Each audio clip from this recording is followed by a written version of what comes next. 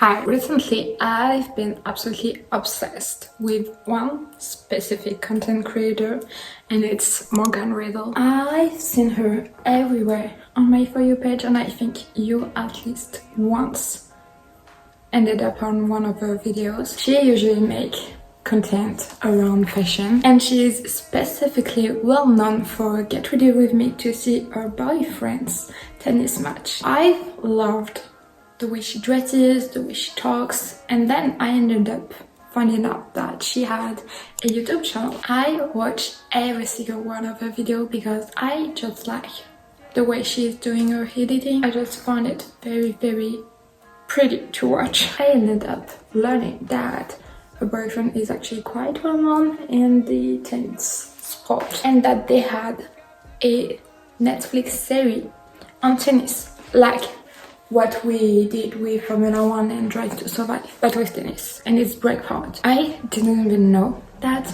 it was something. I watched it, and now I am obsessed with tennis. Currently it is Roland Garros, and that made me want to read a book about tennis. And what else? When we speak about tennis, book and book talk, and currently a very famous book, we only think about one book, and it's Carrie Soto is back, obviously. So in this video I'm gonna Carrie Soto is back because I'm addicted to tennis. I am not someone who is really good at sport, but I absolutely love almost any sport. If you are interested in the way you describing it and you make it interesting, I will probably just love this sport and become obsessed with it. I don't know a lot about Carrie Soto is back in terms of what is going on in this book. I just know that it's about a tennis player, obviously a woman, Carrie. The whole she's back, I suppose that she was in retirement and she decided to come back.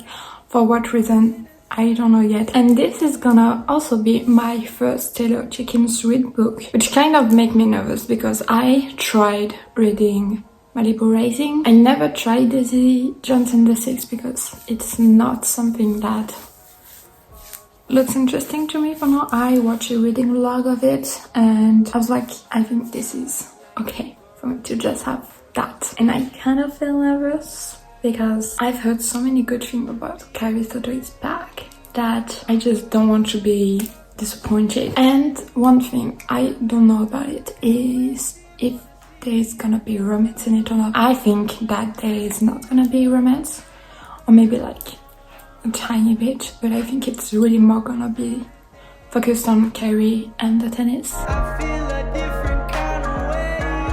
I'm gonna ride it till I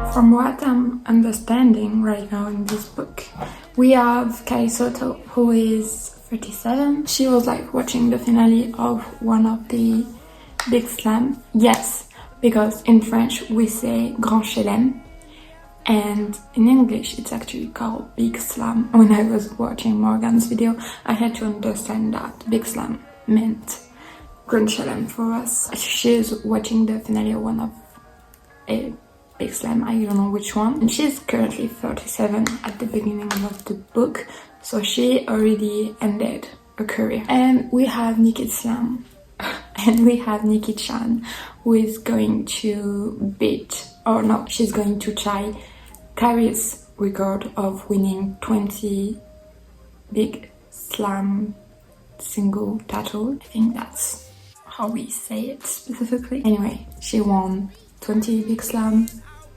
and Nikki is going to tie that record. She's talking with her dad, who apparently used to be her coach at one point, probably when she was young, because apparently in sports it's very common for that, especially father.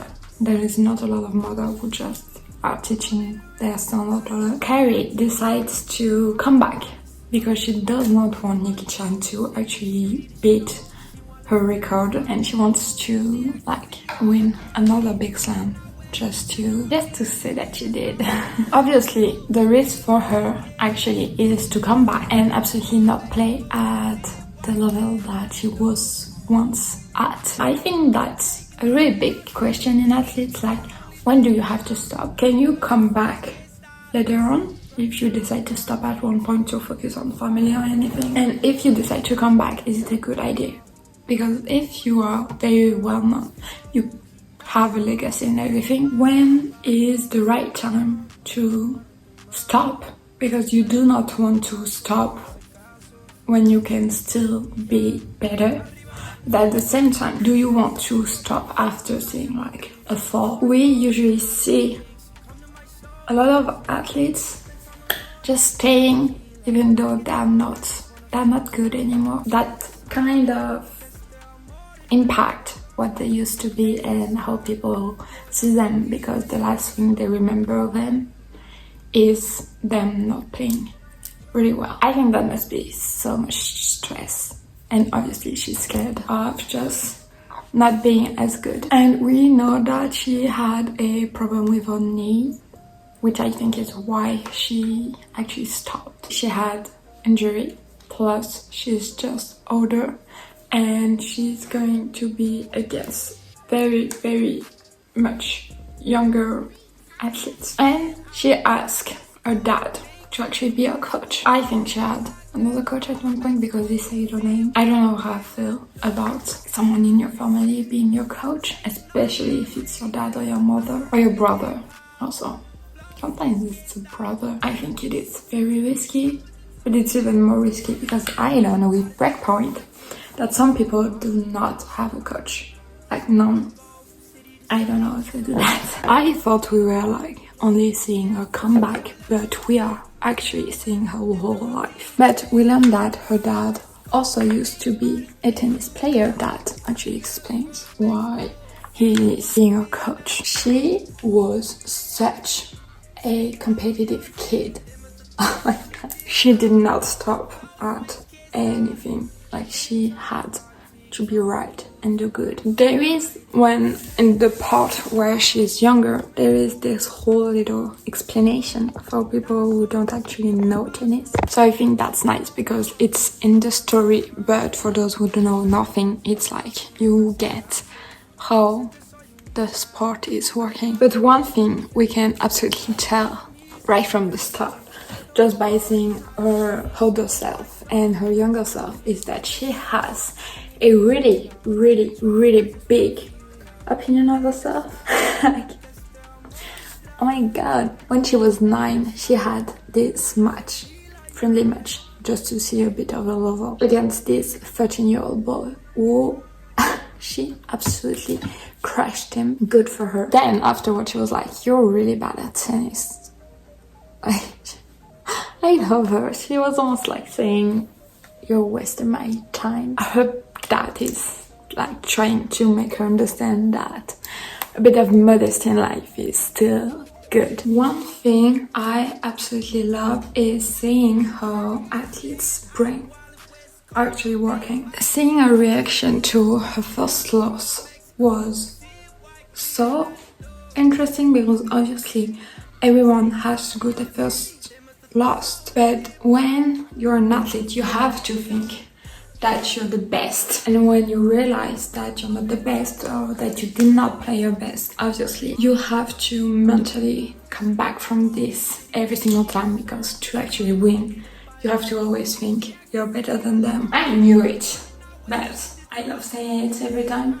The mental those athletes have to have is incredible. It is absolutely incomparable.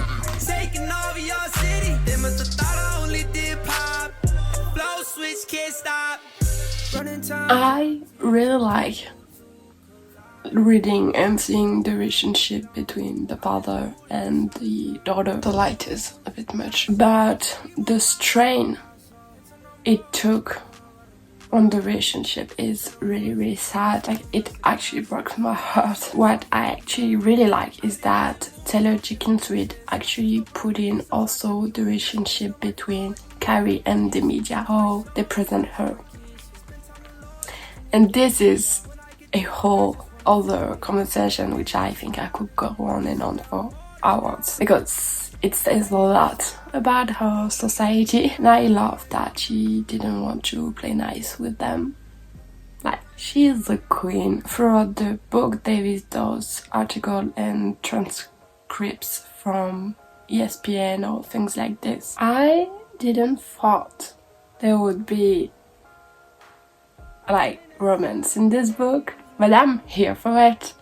I wasn't expecting this because I thought it would really be a center around her, but I am here for this relationship. That makes me so mad because the fact that it is only men in the news that are talking this way, but her relationship with her dad, oh my god, I can't. I love them so much. Every time I wear this, I just feel like I am a cowboy. I finished Carrie Soto is Back, and it blew my mind because honestly I had really not high expectation going into this. The end, I expected it, I saw it coming, but I still sobbed like a baby. It was too much for me. I really like this book overall. It is a really well done book about tennis. I always loved athletes and learning their story, so having that in a book was insane. And just the pacing of this book was so well done, like everything. It was a year long because we were seeing every Grand Slam, but it didn't feel, there was not moment in the book where I was like, this is getting repetitive and I'm getting bored. Every single time it kept me interested and I wanted to learn more. And she was very good at describing each tennis match without it being too complicated or boring even. I really like it. I overall ended up giving it 4.5. It might go up one day because for now it's been a few days and I still think about it a lot. Like, this is a book that just keeps on popping up in my mind, so I'm like, this might end up being a 5 stars, but I would really recommend it to you. This was so nice to read. Me, who was really scared of reading a Taylor Jenkins Reid book, I might just try and read other one. I hope you like this reading vlog. This is a bit different from what I usually do because it was only centered around one book. I hope you liked it. If you have any video ideas that you would want me to do, please tell me in the comment. I would love to have your feedback on it. I will see you very soon. Bye!